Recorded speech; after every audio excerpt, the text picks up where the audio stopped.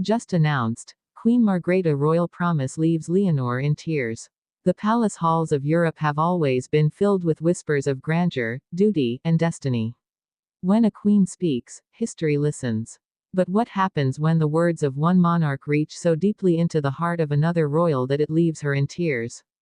At first glance, it was a perfectly ordinary royal occasion, a formal announcement from Queen Margrethe of Denmark. The expectation was simple: tradition, formality, and perhaps a few carefully chosen words about continuity and legacy. But what unfolded next was nothing short of extraordinary. Because in a rare moment of vulnerability and sincerity, Queen Margrethe made a promise so profound, so unexpected, that it pierced straight through the ceremonial weight of the monarchy and landed directly in the heart of Spain's future queen, Princess Leonor.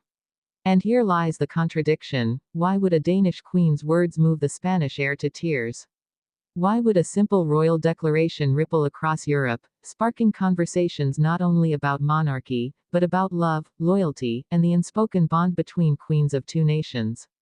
The truth is, this was no ordinary announcement. It was the kind of moment that reshapes personal destinies and public expectations alike. To understand why Leonor's reaction was so powerful, we need to step back. Princess Leonor has grown up under the relentless gaze of duty. Every public gesture, every word spoken, every smile carefully measured against the weight of a crown that will one day be hers. For years, she has carried the burden of Spain's monarchy, a role handed to her not by choice but by bloodline. And yet, despite her age, she has carried it with grace. But deep within, Leonor has faced the same questions any young woman would: can I live my own life? Will I ever be more than a symbol? Can I truly choose love, happiness, and self-expression while serving as the anchor of a kingdom? These are the questions that quietly haunt her nights, even as the cameras capture her poised perfection by day. And then came Queen Margrethe. Known across Europe not only as a monarch but as a matriarch, a woman of wit, resilience, and extraordinary depth, she has often been regarded as the grandmother of Europe. When she speaks, there is a rare authenticity, an unfiltered truth that cuts through the grandeur of gold thrones and velvet robes. On this occasion, Queen Margrethe turned her words toward Princess Leonor. She made a promise, not of politics, nor of protocol, but of something far more intimate and human. She promised Leonor that the future of monarchy is not defined by sacrifice alone. That being a queen does not mean surrendering the soul, the heart, or the woman within. That it is possible to be both a sovereign and a daughter, both a ruler and a lover, both a symbol and a human being. And as those words echoed across the ceremonial hall, Leonor's composure broke. In front of kings, queens, dignitaries, and cameras, the future Queen of Spain allowed herself a moment of vulnerability. Tears welled in her eyes, not of weakness, but of recognition. Recognition that someone who had lived the life she was about to step into understood her pain, her doubts, her fears, and her silent hopes. This is where the deeper story begins. Because Margrethe's promise was not just personal, it was a message to every young royal navigating a world that demands both duty and humanity.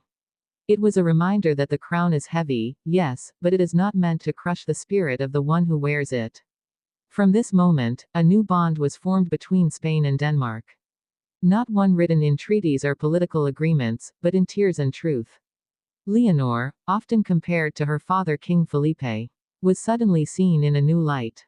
For the first time, the world glimpsed not just a future monarch, but a daughter longing for reassurance, a young woman yearning to believe that her destiny does not erase her humanity. And this raises the next question: how will this moment shape Leonor's reign?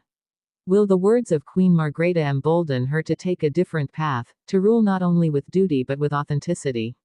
Will she, when her time comes, break the rigid molds of monarchy and show Spain a queen who leads with both crown and heart? For centuries, monarchies have survived through symbols of strength, stoicism, and silence. But today, the world is different. People crave transparency, relatability, and humanity from their leaders, even their royals. And perhaps, in that moment of tears, Leonor has already begun to write the first chapter of a reign that will be remembered not for distance, but for closeness. The palace, of course, will attempt to control the narrative. Statements will downplay the emotions, official reports will highlight the diplomatic significance of the gathering, and photographs will carefully crop the tears into smiles. But those who were there will never forget. They will remember the look in Leonor's eyes, the quiver of her lips, and the weight of Margrethe's words. And the curiosity continues, what exactly will Leonor do next? Will she reach out privately to Queen Margrethe, perhaps seeking mentorship in a way no press release will ever reveal? Will she confide in her parents, King Felipe and Queen Letizia, sharing emotions she has long kept hidden behind protocol? Or will this moment remain locked inside her heart, fueling her choices silently for years to come? Each possibility opens a loop of intrigue. Imagine Leonor adopting a more open approach to her role, inspired by Margrethe's candid wisdom. Imagine her taking bolder steps in her personal life, perhaps even in love, believing that being a queen should not cost her the chance to be herself. Imagine the ripple effect across Europe if other young royals follow her lead, emboldened by her courage. But also, consider the tensions this might cause within the palace. Not everyone welcomes vulnerability in monarchy.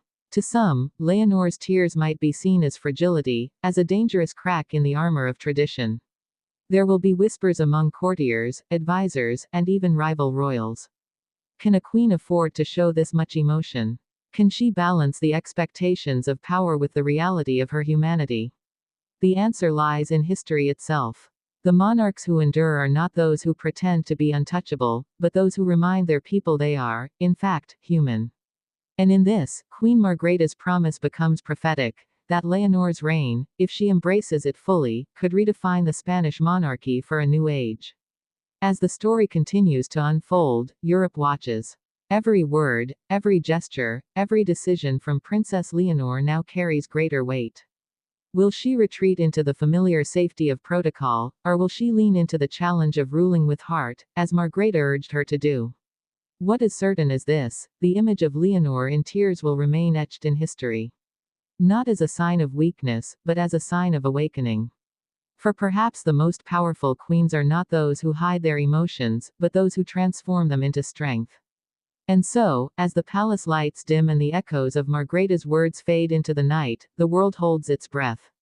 What promise will Leonor make to herself? And will she have the courage to keep it when her crown finally rests upon her head? Because history is not only shaped by the battles fought or the laws decreed. Sometimes, it is shaped by a single tear, shed at the right moment, for the right reason, in the presence of those who understand. And that is why this promise, this royal promise, will never be forgotten.